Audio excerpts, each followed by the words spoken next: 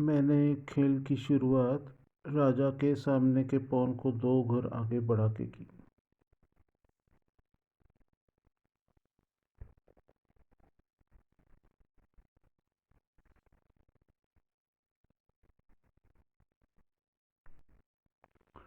जवाब में काले राजा ने अपने घोड़े को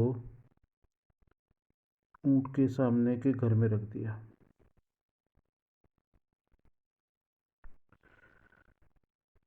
अब इस घोड़े पे अटैक करने के लिए मैंने अपने क्वीन के सामने के पॉन को वापस 2 घर आगे बढ़ा दिया। घोड़ा मार नहीं सकता है पॉन को, क्योंकि पीछे से क्वीन का सपोर्ट है।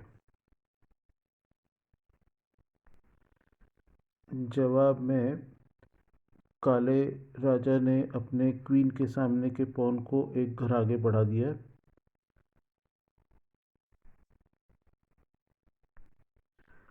जैसा कि मैंने सोचा था, मैंने अपने क्वीन के पॉन को 1 और घर आगे बढ़ा के काले घोड़े पे पॉन से अटैक कर दिया।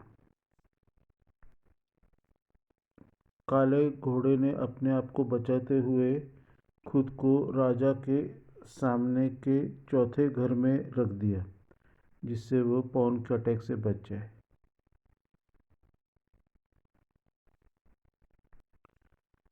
अब मैंने अपने रानी के घोड़े के सामने के पॉन को 1 घर आगे बढ़ा दिया, जिससे मैं अपने ऊंट को बाहर निकाल सकूं। इसके जवाब में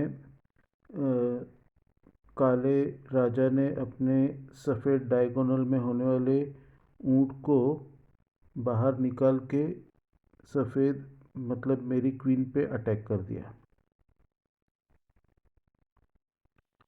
इस अटैक का मुंह तोड़ जवाब देने के लिए मैंने अपने सफ़ेद डायगोनल के ऊंट को सफ़ेद रानी और काले ऊंट के बीच में रख दिया।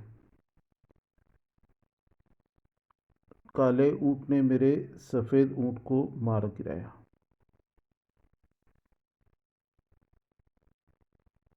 मैंने अपनी रानी से इस ऊंट को वापस मार दिया।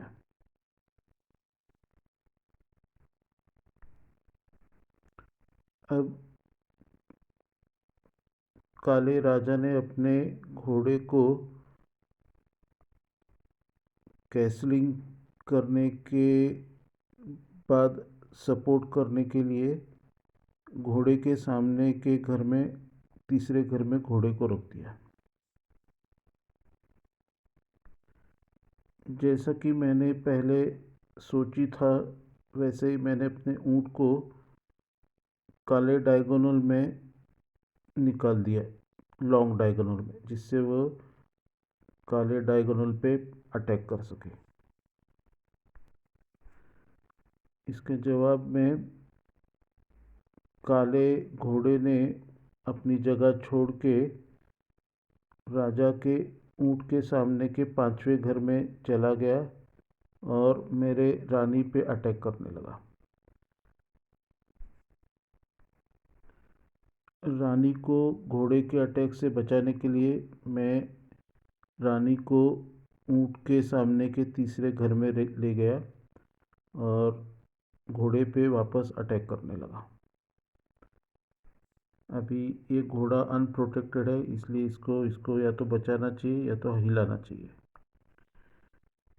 काले ने अपने राजा के सामने के पॉन को 2 घर आगे बढ़ा के घोड़े को सपोर्ट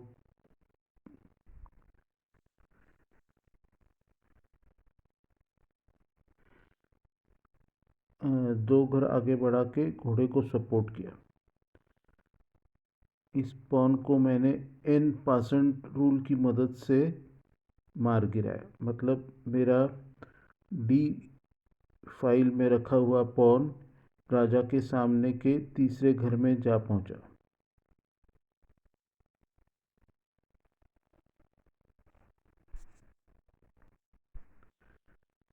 घोड़े ने अपने आप को बचाते हुए इस सफ़ेद पॉन को मार गिराया।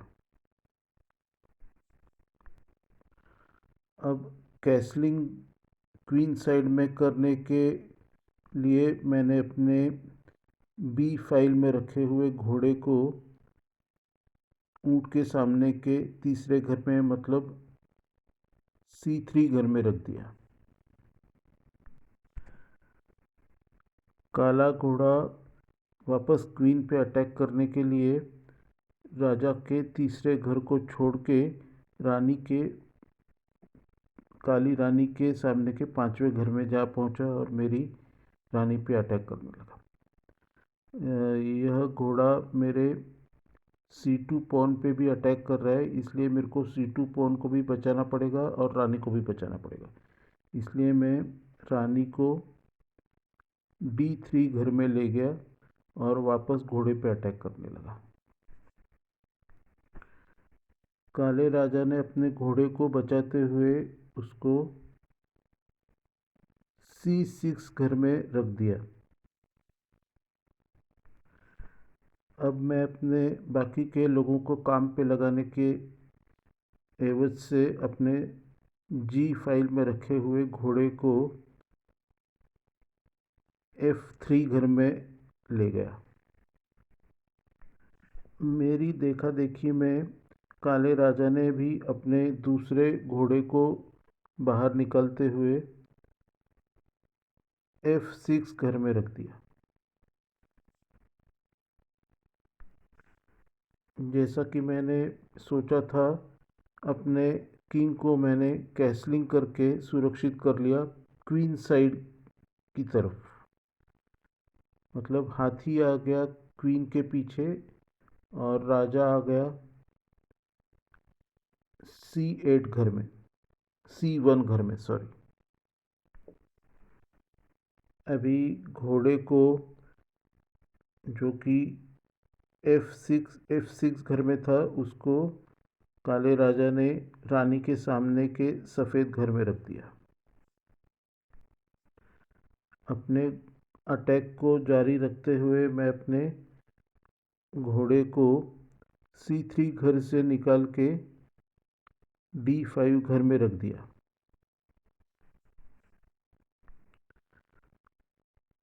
वापस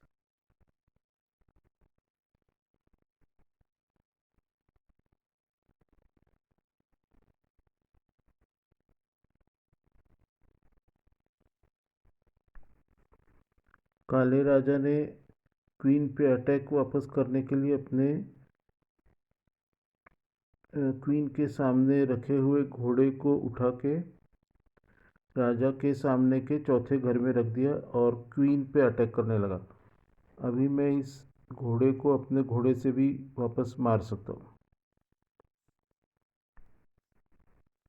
जैसा कि मैंने कहा, मैंने अपने घोड़े से इस घोड़े को मार गिराया। अपने क्वीन मेरी सफ़ेद क्वीन पे वापस अटैक करने के लिए उसने वापस अपने काले घोड़े से फिर से इस घोड़े को मार दिया और वापस क्वीन पे अटैक करने लगा।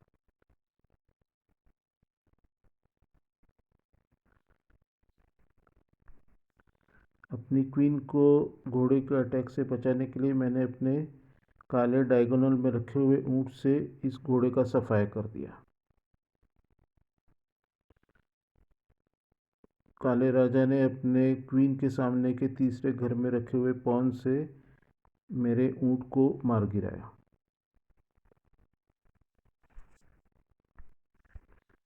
अब मैंने खेल को आगे बढ़ाते हुए अपने H घर में रखे हुए हाथी के सामने के पॉन को 2 घर आगे बढ़ा दिया, जिससे रानी G4 घर में जाके मेरे राजा को चेक न दे सके। भले ही रानी से चेक न दे पाए, लेकिन काले राजा ने अपने काले डायगोनल में रखे हुए ऊँट को A3 घर में रख के मेरे राजा को चेक दिया। इस चेक से बचने के लिए मैंने राजा को B1 घर में रख दिया। अब काले राजा ने किंग की तरफ कैसलिंग कर लिया, मतलब राजा बाईं ओर 2 घर चला गया और हाथी दाईं ओर 2 घर चला गया। मैं उसके किंग की तरफ अटैक करने के लिए, कैसल पे अटैक करने के लिए अपने हाथी के सामने के पॉन को एक और घर आगे बढ़ा दिया।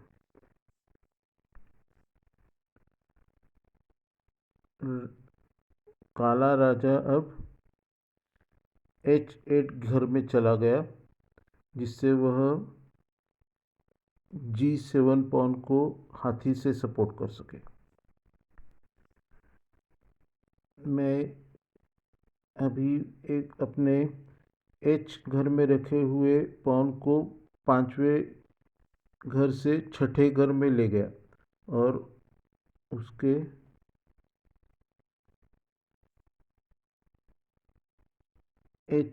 G7 पॉन पे अपने पॉन से अटैक करने लगा। मेरे इस अटैक को अनदेखा करते हुए उसने मेरे घोड़े पे अटैक करने के लिए C5 में रखा हुआ पॉन C7 से C6 घर में रख दिया।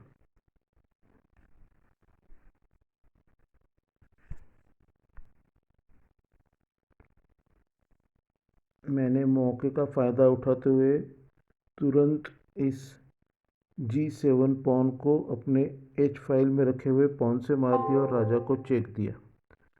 अभी चेक से बचने के लिए राजा को पॉन मारना ज़रूरी है, नहीं तो मैं हाथी मार दूंगा।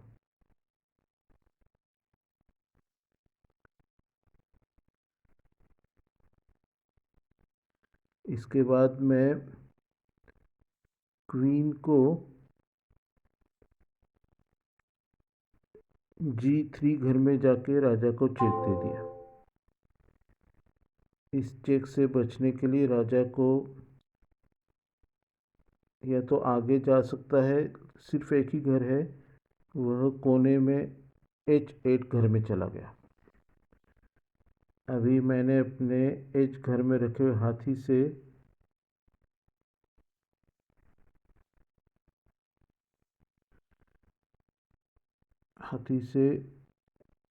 H7 पॉन को मार दिया और चेक दिया।